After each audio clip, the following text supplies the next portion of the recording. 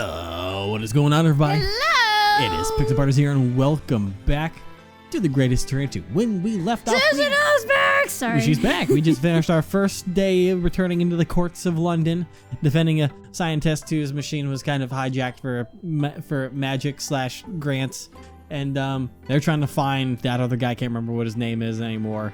They only said it like 5 times. Enoch something. Yeah. I think. Enoch Drebber, something like that.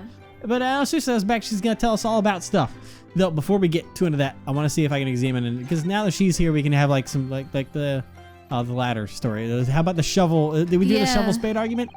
Spade's been here ever since we moved in. I keep telling you, this is a trowel, not a spade. The big ones are spades. Trowels are the little ones you use by the garden. No, the big ones are trowels. Spades are the little ones you use in the garden. I guess some things never change, no matter how much time passes. Yes.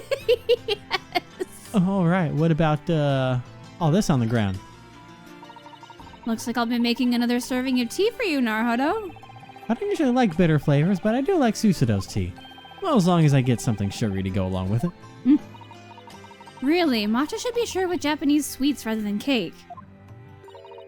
But you can't really buy Japanese sweets in London. I actually like to have chocolate with my matcha. You can be such a rebel sometimes, Naruhodo. I'll just take that one as a compliment. What about the fire? The fire burns. As usual, steam is rising gently from the pot. Seeing it always calms me down, so I like to keep the fire going. I use firewood as kindling, so there's no need to worry about gas usage either. But you also need to be sure to open the window so that it doesn't get too smoky. It's fine. Even if it's cold outside, letting the smoke build up is dangerous. Yeah, then I can freeze to death instead. Anyway, let's make some tea with this later, shall we? Of course. How's our desk doing? It's my desk. It's perfectly cluttered, like a fine work of art. I keep telling you to tidy up. Can't you finally get around to it? No, but you can. It's been half a You know, year. SUSATO, this clutter is like a symbol of how much my life has changed and how much is still changing. Letting it build up like this helps me appreciate each milestone of my life that much more. That's all the more reason to tidy up at least once. Then you get to experience that feeling all over again from a new beginning. How can you let her out with me like this? Yeah. I'm supposed to be a lawyer around here. The thingy. This Dharma is still missing one of its eyes. Well, we did say I'm the one who's supposed to fill it in. Now that you're back, I can go ahead and you can go ahead and fill it in for me. Let's wait for a little while longer. It can be something for you to look forward to. God damn it. Alright, who else over? Oh, Hi, Iris. She's vibing. It happened about a year ago. I wrote a long story based on some notes my daddy left behind. It was a story about Holmesy. I call it The Hound of the Baskervilles. Oh god, maybe I should have done, okay, we're going into something here. Yeah. Mr. Holmes forbade you from ever publishing it. And then he hid it where nobody could ever get it. Apart from me and Holmesy, no one knew about that manuscript. But for some reason, Susie knew the title of it. That is a good question. Yeah. I do wonder what kind of story The Hound of the Baskervilles was. And they were both like, what? Yeah, it's like, hello, what did you say? Yeah. You never told me exactly how you knew the title, Susie. Remember, she promised that was her promise to Iris. That's why they're going into that again. Yeah. That's right, but I promised that I would tell you someday. And now, I think I can finally fulfill that promise. I hope I didn't skip dialogue by clicking on Iris, because we still have other things to talk about, but okay, well, let's get into this serious stuff. I'm sorry that it's taken me this long, Iris. Uh-oh. Yeah, let me back away from that. Okay, that's only if we're going to... Okay, so let's save that. That's going to be some... That's some heavy stuff. Yeah. Probably. But I think that's also going to be heavy stuff, too. But let's go... Yeah. Well, we're getting into heavy stuff in general. Uh-huh. Giselle Brett. Yep, there goes the music again. Yeah. She framed me for a crime I didn't commit, forcing me to stand in court. I was charged with the murder of a Dr. John H. Watson. Father! This little thing over here. Giselle Brett. And there's a name I don't think I'll ever forget. About that, it may be best that you do. What? Our country investigated her after the incident occurred. They discovered that the British woman Giselle Brett does not exist. Huh? She doesn't exist? Excuse me? That woman's real name was Sasheen. Her status as an exchange student was also fake. Huh? But then, who on earth was she? Miss Sasheen. Well, I wonder what that is. That name was all the intelligence division could dig up. Huh. I mean, if you had an intelligence division, I think we can pretty much surmise what that. Miss Assassin. Yes. As for why and how that woman managed to infiltrate the Empire of Japan, that's still a complete mystery. But that doesn't make sense. They don't let just anybody become an exchange student. Somebody must have been backing her. But who? I don't know. There's only one thing that's certain. She had an objective that none of us were aware of. That's all. So someone hired an assassin to kill Watson. Yeah. Interesting. She was murdered, but nothing about her identity ever came to light. Unfortunately not. Hey, Sasheen. Who was she? I feel like I've heard that name somewhere before, too. What? Where have we heard that name before? I don't recall that name at all. It sounds familiar to me now that I think about it. I'm trying to think of where that could have been, though. Because, I mean, it's been a while since we had any small details come from, like, the first game. To try and remember. It's been months since we've been exposed to the first game. After Howard's trial, the real culprit, a news reporter, said something interesting. Mommy! Oh, I know all about you. You're in on it, too. I know that you're in on the whole exchange student thing. No one in this country knows. He died on that steamship route to Britain, but it's all been covered up. Then he never made it back to. Oh, and then he got bought by the judge. Yeah. Of course, I wasn't able to ask him for details at the time. I bet you never thought you'd be doing Mom and Mommy's voice again. I didn't think I would have to, yeah. But I visited the jail soon after and asked him what he knew about Kazuma. Did you learn anything? As we know, Kazuma lost his life during the journey here. His body should have been unloaded at Hong Kong and handed over to the consulate. Should have? His body was never handed over. In fact, it disappeared. What? Asogi disappeared? Called it. I called it. The government kept it secret. They even erected a grave on the cape of his hometown. Kazuma's body never returned there. So, Professor Mikitoba. Yes, he knew all about it. And yet he never said a word. It seems they're still on a search for Kazuma's body now. Seriously? Why does this uneasiness I feel? Have you checked Van Zeek's office? Thinking back, there was something odd about that incident. We weren't allowed to see his body, not even once. Yeah, everyone was like, don't touch it! Yeah. There's no way. There's no way, but could he still be... Stop. Please do not suggest something like that so lightly. Susato. Just thinking about it is too painful to bear. There's one thing you should keep in mind. Mr. Holmes was there when Kazuma's body was discovered. He was the one who examined the body, too. You're right. Which I called. Uh-huh. If he really had been alive then, maybe Mr. Holmes was lying to us.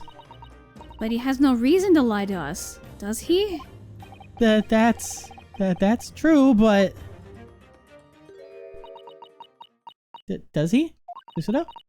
The idea that Kazuma might be out there somewhere, alive and well. If I allow myself to believe in that possibility, and that hope gets utterly crushed, oh, I'd have to live through that hellish pain all over again. That thought terrifies me. Susato? This is Susato we're talking about. I'm sure she's put a lot of thought into this. Maybe it's best to drop it for now. Sherlock, we need to talk. Alright, and now we just gotta get into more serious business. Because, yeah, Iris. I love that Sherlock is like a layered character. You know what I mean? Yeah. It's like, oh, look at this goofy dude. It's like, yeah, maybe, but he's not all what he seems. Well, do we know Sherlock is like the villain of DGS2? No! Don't put that evil on him. Alright, now about the Hound of the Baskervilles. I only learned about it through pure coincidence. Shortly before we left Japan, I was cleaning up my father's study. It was then that my eyes caught sight of a large letter tray on top of his desk.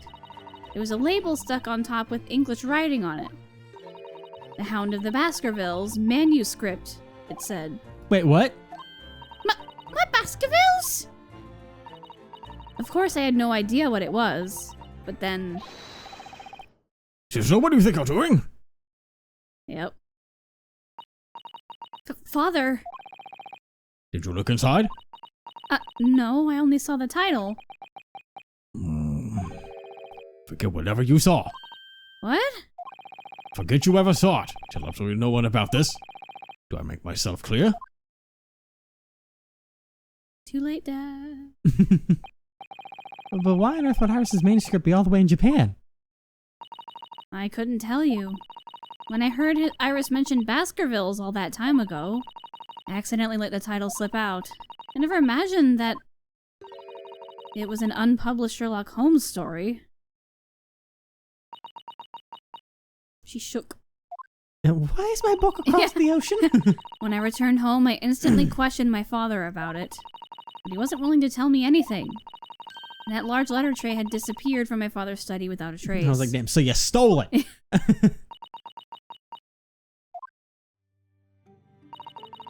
This is all that I know. I believe there must be a reason that my father refuses to speak. But I decided that I should at least tell the both of you about this. Thank you for telling us, Susie.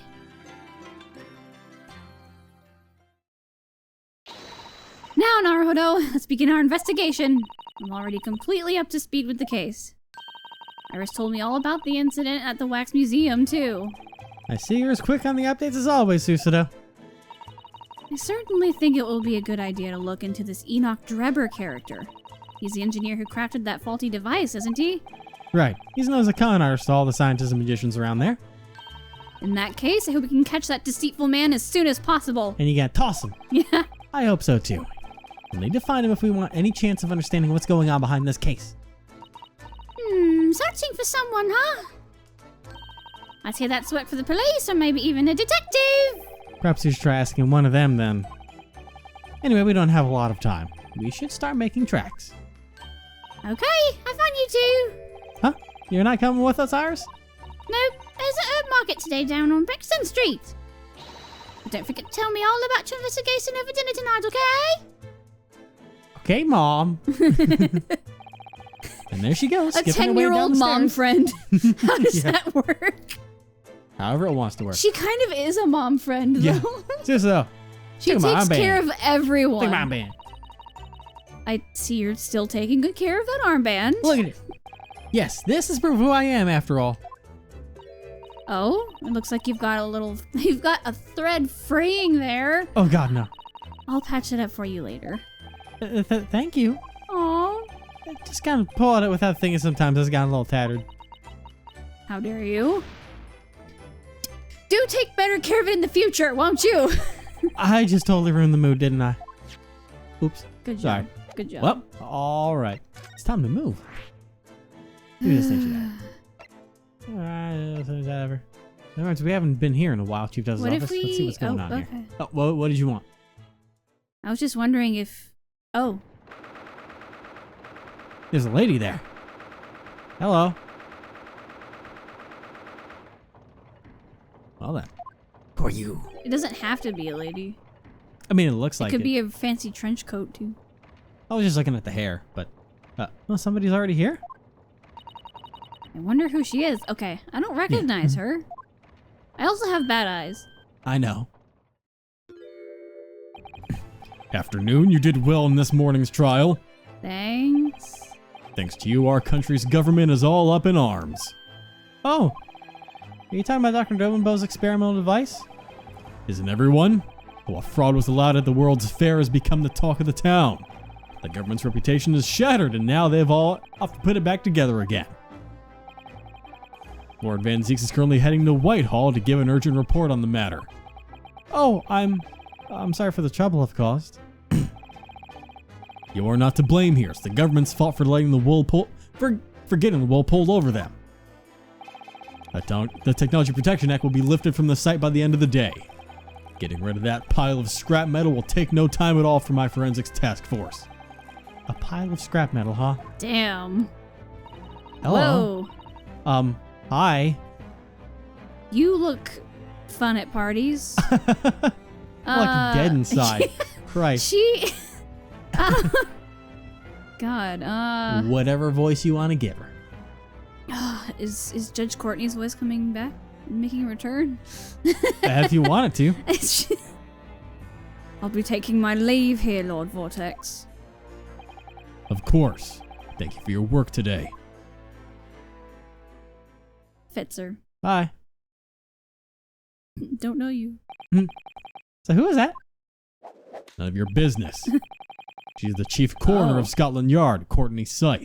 That's a dope name! Wait, Courtney? Wait a second. Well then, Wait a second. she's leading the forensics task force for this case. She was here to give me a report on the victim. The victim? Elider Mennigan. Given the outcome of today's trial, I asked the coroner's office to update their autopsy report. So she's the one we have to blame for all that. If you wish to know the results of the renewed investigation, you should ask Dr. Scythe directly. You can find her at the Forensics Research Lab. Understood. Now how may I help? I can spare roughly 7 minutes and 39 seconds. 38. 37. Looks like he's getting managed to get back on track with his timekeeping. 34. 33. Okay, stop. You keep... and you always have to do that bit. And yes. Okay, let's chat about the Forensics Task Force. Yeah. Now, what is this Forensics Task Force that you mentioned? The Great British Empire Police Force is destined to become the world's greatest. The implementation of scientific investigation is fundamental in realizing that future. You use a lot of long words, sir. That's why since last year I have been privately preparing for the creation of the task force. You've been preparing to form the team a whole year in advance? I will be presenting the fruits of my efforts to the world at next month's symposium. Even the House of Lords will have no grounds to argue against the team's creation after that. Through their achievements, I will become Attorney General and crush any and all criminals. Crush them? Buying out the jury, forging witnesses, villains evade the iron fist of the law in myriad ways. But through the fires of the law, I will burn the rubbish that taints London's streets. Alright, go It is off. for that purpose that I stand here. The police organization I create will be what protects the great capital's prosperous future. Lord Vortex's eyes are so intense, he's not be serious about this. He's got big, like, lawful evil vibes. Yeah. Dr. Scythe is a coroner that I can trust. When the FTF is officially established in Scotland Yard, I will have her become my right hand working as the chief. Oh, and speaking of the symposium, Miss Mikatoba, Yes, my lord? I believe your father should be on his way here at this very moment. Yes, I hear he is scheduled to arrive early next month. Does that mean you two are acquainted, Lord Vortex? You and Professor Mikatoba, I mean? It was a long while ago now, but I still remember Dr. Mikatoba, yes. Gasp. Dr. Mikatoba. I believe your father came to study at our country around 15 years ago. Dang. He came here to England the year I was born, so it would have been 16 years ago. Close enough. Young forensic scientist Mikatoba and the young judge Jigoku. We were impressed by the Japanese politeness and meticulousness they showed. Oh, I don't mean to imply that you're sloppy or rude, you understand. I didn't say you did. Dr. Mikatoba was studying forensics at a large hospital somewhere. I think it was London's St. Andrew Hospital. Dr. Scythe was also working at that hospital at the time. Does that mean Dr. Scythe is acquainted with my father as well? He was a medical assistant, so they may not have known each other personally, but she may have seen him around. Dr. Mikatoba studied at that hospital for 6 years as a research student. 6 years? That's a long time to be studying abroad. My grandmother took care of me all those years. He went abroad for 6 years leaving behind his newborn child. What a dick. It seems there was much going on in my family then. Really? My father may have wanted to get away from Japan. Was that bad? I guess. There must be some private matters I'm not aware of. Yeah, geez. Okay, how about Lord Van Zeeks? How's he doing? Oh, that reminds me. About Lord Van Zeeks. There was an incident in which his older brother's life was taken, right? And the culprit was a fearsome serial killer attacking the nobility, the professor. You Japanese certainly are thorough. You've done your research. Indeed. It wouldn't be a stretch to say that incident was what turned him into the Reaper. What? What do you mean? And the music changed. When Klimt Van Zeeks met his unfortunate death, his younger brother had just graduated from university and became a prosecutor. Shortly after those declared innocent in his court disappeared. And so London became alive with this rumor. Behind Beric Van Zeeks stood the ghost of his older brother, Klimt. Oh my. So the true identity of the Grim Reaper is the spirit of his older brother? Ghosts don't exist, you idiot. But ever since then, he has stood alone in the legal world. Excuse me, Lord Chief Justice for the Vortex. I wanted to ask you about Dr. Dobinbo's experimental device. We were wondering whether it could be possible for us to examine it. Took you long enough to ask. Do either of you have any scientific knowledge? No, my lord. I didn't even know that you could study something like that until recently. The preparations for the Technology Protection Act are currently underway. Dr. Scythe and the FTF will begin their investigation in a few hours. You may look at the device until then. And that is to look only. Thank you very much. We'll be able to take a look at the doctor's device now. I would love to see it too. Yeah, she hasn't seen it at all yet. Nope. Time's up. I'll be taking my leave now. I have another meeting to attend. Thank you very much for your time. It's a meeting of utmost importance about the security detail for the symposium. And he's gone. Bye. He didn't even say goodbye. He just Nope. he just dipped. Just peace. Boom. Alright, jail. We got our buddy back in here, unfortunately. Sorry, Dr. Dobin. Oh my god, what have you done with the place? He's gone insane. Oh dear god. More insane. I'll assume that since this thing failed, he's going over and over again about his theory still, so. And now you've put on a public wall for everyone to see. Who gave him chalk? You know, that's a good question. Oh, well, what on earth is this? He's covered the entire wall with complex mathematical equations. And he's still scribbling away. The horror! Dr. Dobinbo, sorry to disturb you. That pause. Oh, Mr. Naruhodo. Who's the young lady with you? My name is Susato Mikotoba. I'm a legal assistant. Pleasure to meet you. Oh, yes. Fine indeed. What? Oh, if only I'd met a woman as charming as you earlier in my life. If I had, I wouldn't be in such a fix right now. Well, no, I guess there's no real guarantee. They aren't even correlated to one another. What? I beg your pardon? Dr. Dobinbo, I'm sorry about today. In the end, I couldn't fulfill your request. No. Please, there's no need to apologize for that now. I was just being a stubborn fool, that's all. By the way, Dr. Dobinbo, what were you doing over there? How should I put this? It's a little embarrassing. An idea suddenly came to me, and I had nothing to write on but this wall, so... Oh, no idea, you say? Like an epiphany about what teleportation works? Oh, no, this is, my autobiography. You're writing an autobiography? It's a math equation, dude. Yeah. The Tale of the Treacherous Teleportation Trap by Benjamin Dobinbo. It's an epic equation detailing my odd fate filled with oddities using mainly odd numbers. I can't even imagine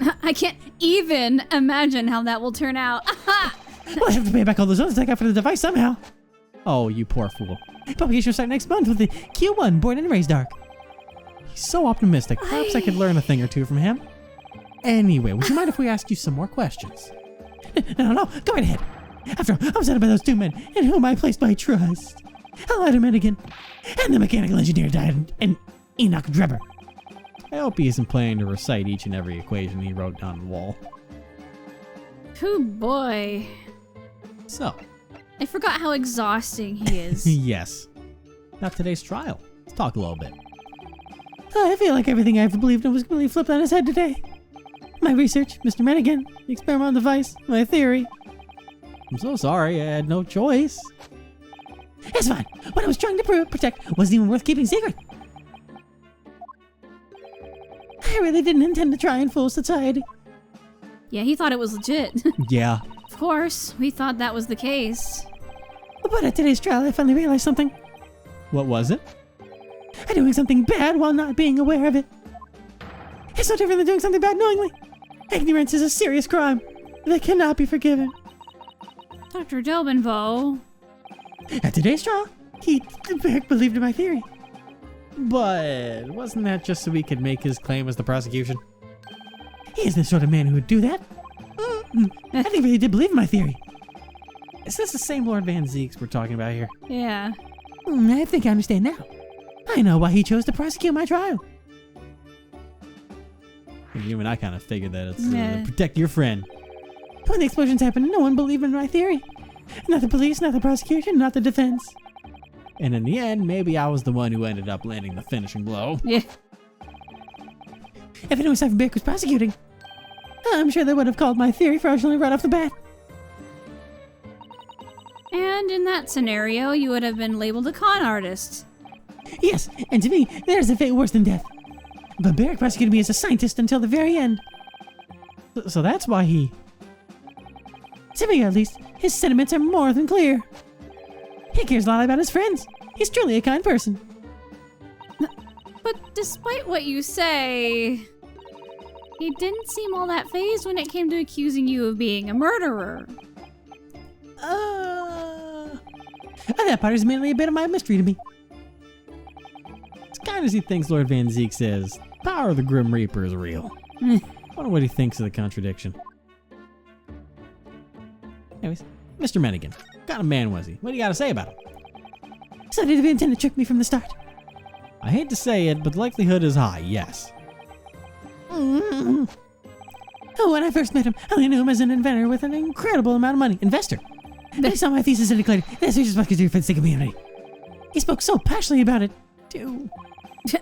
But in reality, he was the boss of a criminal organization the whole time. Oh, I never imagined he was that kind of person. If your experimental device was really just a prop for a magic trick, then I don't believe all that much money was used for its development. Though considering the scale of the experiment, there's no denying it was one very intricate trick. Yeah. A young scientists burn with hope for their theories and ambitions. But we have no money. We want to further our research, but we can't. Some of us take on legal part-time jobs just to raise funds for our research. Just to fundraise. And yet, he took advantage of that just to fool me. Isn't that horrible? It is. That's why I want to find that con artist no matter what it takes. Now that Mr. Mennigan is dead, the only one left is, Enoch Drebber. yeah, that. Drebber, the engineer. Mechanical engineer, magician, and a con artist, huh? They walk into a bar. Yeah. Surprise, they're all the same Mr. person. Mennigan brought him into my lab. After that, we went countless times to talk about the plan for my device. You didn't realize he was just a magician. No, that man was more than just a magician. What? What makes you think that? It's simple. He had real scientific knowledge. If you ask me, he was a scientist of some description. You can tell just by talking to him. Just by walking to him. That's sort of surprising. If you walk up to him, you'll know. He is a detestable man who tricked you, Dr. Delbenbow. We want to drag him to the stand tomorrow, no matter what we have to do. If you have any information you can share about him, please do. I'm so sorry I only spoke to that man about the device. Nah. But I might have something. I've been in this workshop. Only once, mind you. His workshop? It's a large research lab where Enoch Drebber made that device. She's just like, that's a huge thing. Yeah, that's a big deal. Well, why didn't you tell us about this before? Enoch Drebber's workshop. If we go there, we might be able to arrest him. Yeah. Well, thank you for that, sir. Get Sherlock. He loves arresting You've people. been in Extra Workshop before. Yes, only once, though. It was a big lab. More than big enough to create my device. Well, where's that workshop? We'll head there right away. Chances are high we'll find Draper there. Oh, actually, this is really hard to admit, but I actually have no idea where that workshop is. What? Please forgive me. Don't worry, I already braced myself 5 stutters ago. I was completely blindfolded the whole coach ride there, you see. Oh. You were blindfolded? You must have been really wary. But it really was incredible. There were all sorts of cutting-edge machines and gadgets. Even the oil was from France. It was a really high-quality brand that you can't get here. There's nothing quite like the distinctive scent of imported oil. The woman of the world should abandon perfume and use machine oil instead. How about it, Susato? It might make you quite the popular lady. I haven't even used regular perfume yet. You don't happen to have anything that might point us to an address, do you? Like a business card or maybe even a postcard? Of course he doesn't, Susato. Draper was very good. I do. Now that you mentioned it, he gave me a business card. Right here. What? Excuse me for a moment. You? Wow. Absolutely no hesitation.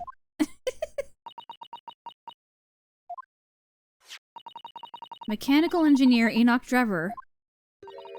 That's all that's written here. There's no sign of an address. Well, it is what it is, I guess. Let's just borrow for now. Oh, there's totally something hidden on. It's Yeah. hidden on there somewhere. It is hidden. Hidden. And we're gonna find out what's going on next time. Hopefully. Yeah. I mean, I'll take a look at it quick. What do we got here? Anything? There's a smudge on the lens, Summer. Stop, a smudge stop, on the stop. lens. Okay, there's got to be something, and we'll figure out what that something That's is like, next time. it's probably that French oil. You're not wrong, but maybe we can trace that back with just science and figure out where it came. I'll trust in Sherlock to figure it out for me. That's all it comes down to. That's okay.